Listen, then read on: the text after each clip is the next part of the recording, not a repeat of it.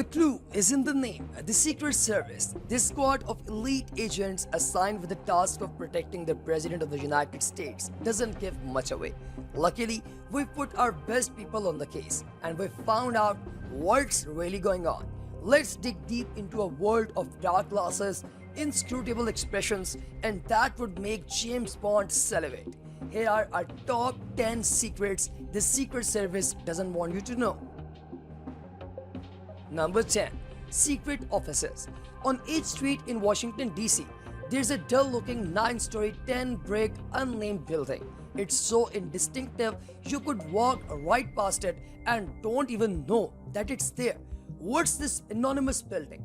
It's the headquarters of the Secret Service. No one knows much about what's inside, but it's a thought. There are many armories and a joint operations center. However, most of the Secret Service's work is done at the White House, probably the most protected building on Earth. For example, there are anti-aircraft missiles under the front lawn, biometric recognition software controlling access to doors, and a fully equipped doomsday bunker for the president to hide in when really bad stuff goes down.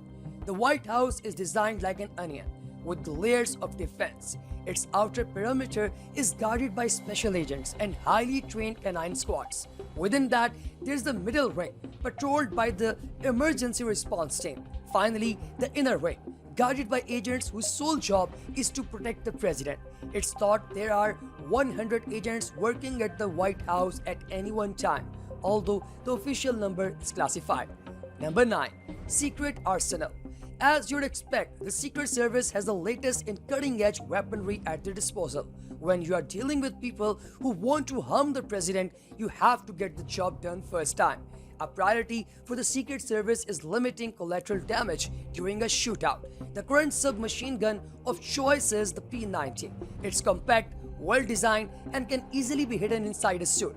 It uses custom ammunition designed to stay in the target's body rather than exit it, which will potentially injure bystanders. The traditional uniform of the Secret Service is the dark suit, reflective sunglasses, and an earpiece. But why? A suit gives the agent a serious business-like look, but still more accessible and public-friendly than combat gear. You can conceal weapons in a suit easily, and the sunglasses protect them against liquid being thrown at them, and also mean they won't be dazzled by the sun when scanning the area for the threats. The most important part of the uniform, however, is the earpiece. Agents are being directed by a supervisory and control center at all times, making sure they're always in the right place at the right time. Number 8. Not just the president.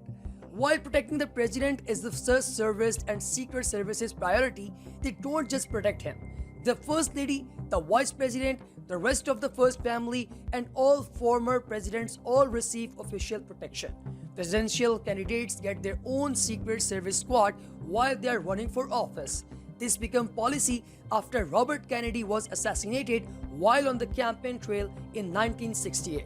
When the president appears anywhere, you can guarantee there will be a large crowd, and the Secret Service has a duty to protect them. They neutralize all threats so anyone traveling to see the president can feel safe. That's why they use the custom ammunition we talked about earlier. Finally, the Secret Service protects designated survivors. A big deal of political events like the State of the Union, if say a bomb went off and everyone died, you still need someone to carry on running the country.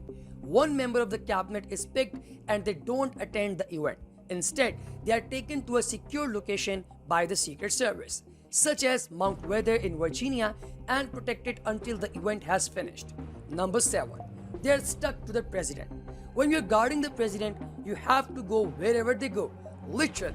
Even when the president goes to the bathroom, there's an armed agent in there with him. Ronald Reagan's agents even sat in on his prostate examinations. The Secret Service monitors everything the president eats. They watch his food being prepared, making sure he never eats anything he shouldn't. Even if he's pictured ordering food in a takeaway to show that he's down with normal people, it's likely he won't be able to eat what he ordered. When the president appears at a public events, plain-clothed Secret Service agents will be in the crowd, ready to spring into action at a second's notice if anything strange happens. There will also be agents at the front and back of the president at all times. Ladies and gentlemen, agents call this part of the job working the rope. It's the most unpredictable part of the job, as you never know exactly who is in the crowd and what might be on their mind. Agents say it's the most stressful part of the job, where they really earn their money. Number 6. Brains over brawn. They don't call these guys special agents for nothing. Secret Service agents used to be primarily recruited from the military, but nowadays they go for brains over brawn. To become a special agent is a massively competitive process, and you must fulfill strict selection criteria.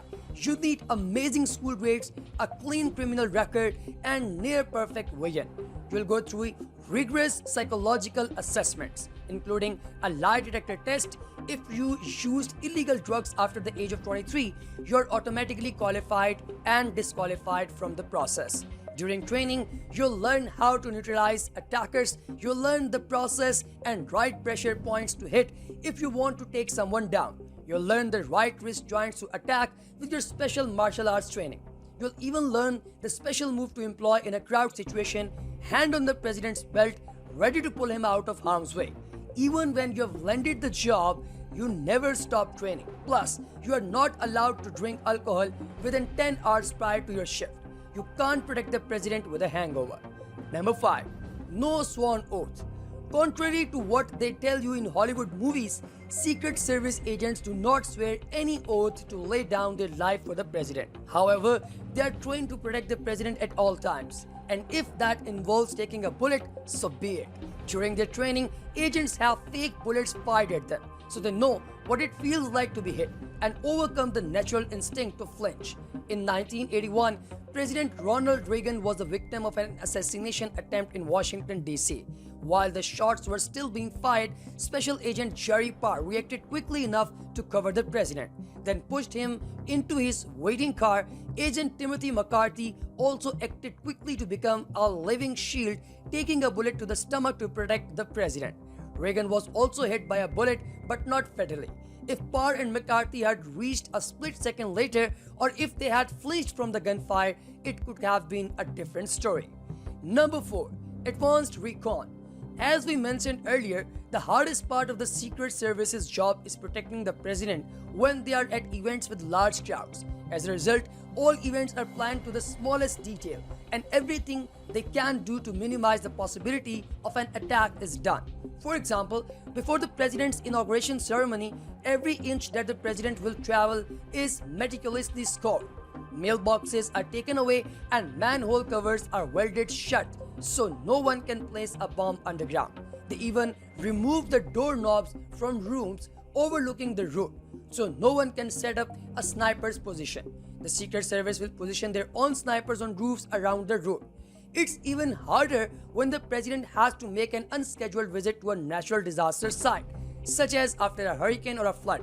In this case, they try to get the president in and out as quickly as possible, usually using the presidential helicopter, that's Marine One. More about that later. Number 3. Transport secrets. We've all seen the presidential motorcade, the seemingly endless parade of black stretch limos. But there's only one president. What is going on there? A motorcade usually consists of up to 30 vehicles. There's the lead car traveling 5 minutes ahead to clear the way. There are several Secret Service cars armed to the teeth with agents. There's a communications car at the back, also containing a military aide and a doctor. In the middle, there is a stagecoach containing the president. However, there are also identical decoy cars, so no one can know for sure which one he is in. Since 9/11, there's also a car called the Barrett Jammer. It jams cell phone reception in the area, so would-be terrorists can't communicate. It also makes detonating remote bombs a lot harder. For air travel, nothing's more secure than Marine One, the presidential helicopter.